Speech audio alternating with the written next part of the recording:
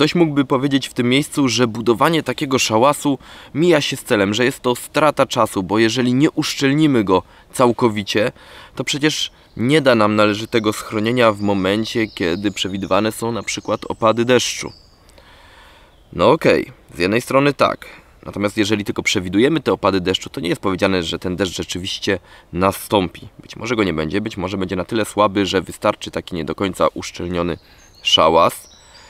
Ale zapominamy często o jednej bardzo ważnej kwestii. Nawet taki nie do końca uszczelniony szałas daje nam ogromne wsparcie psychiczne. Tu już się zagłębiamy w temat psychologii survivalu i jest to aspekt często pomijany całkowicie przez osoby uprawiające bushcraft czy też początkujące w survivalu, bo no jak, to wszystko ma być praktyczne, wszystko ma się do czegoś przydać. No nie do końca tak jest. Takie schronienie daje nam namiastkę domu i każdy, kto spędził noc samotnie w lesie, samotnie gdzieś w górach, w dziczy, nawet gdzieś tam powiedzmy w Norwegii środkowej czy też północnej, doskonale zdaje sobie sprawę z tego, że kiedy nocujemy sami pośród dziczy, gdzieś w głębi lasu, pośród krzaczorów, gdzie tylko wyciągniemy śpiwór na przykład z biwibagiem i położymy się w nim, czujemy lekki niepokój. To nie jest to samo, co spać w łóżku w domu. To nie jest nawet to samo, co spać sobie w hamaku pod tarpem. To nie jest to samo, co spać w namiocie. Dlaczego? Ano właśnie dlatego, że ten namiot, ten tarp z hamakiem dają nam komfort psychiczny. Taką namiastkę domu.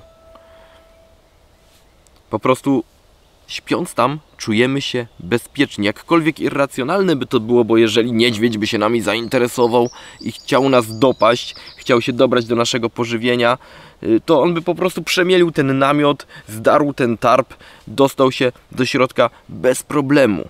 Natomiast ten komfort psychiczny i tak jest. Po prostu czujemy się bezpiecznie w czymś, co przypomina nam dom.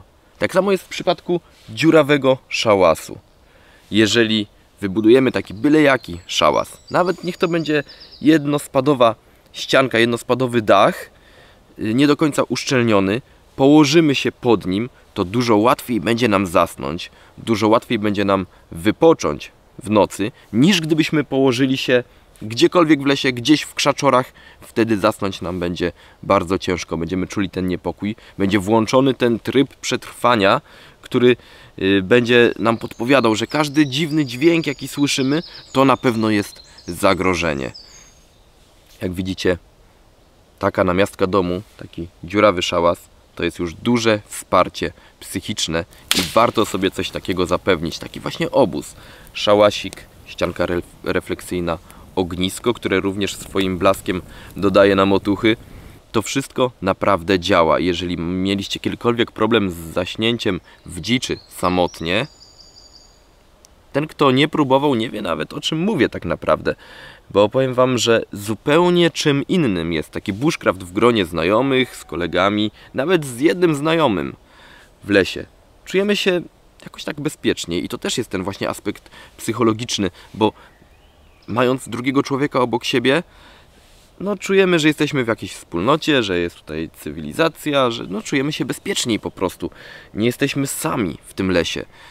I to też jest irracjonalne, bo przecież jeżeli niedźwiedź zaatakuje, to nas kolega nie obroni przed nim, ale jednak czujemy się bezpieczniej, bardziej komfortowo, nie czujemy się tacy zagubieni w tym lesie. I jeżeli nikt nie próbował noclegu samotnego, no to polecam spróbować, wtedy przekonacie się, o czym rzeczywiście mówię, że taka namiastka domu, jak ten szałas wybudowany przez uczestników mojego szkolenia, to jest już bardzo dużo, jeżeli chodzi o przetrwanie. Bo ciężko przetrwać, jeśli zabłądzimy gdzieś w dziczy na kilka dni.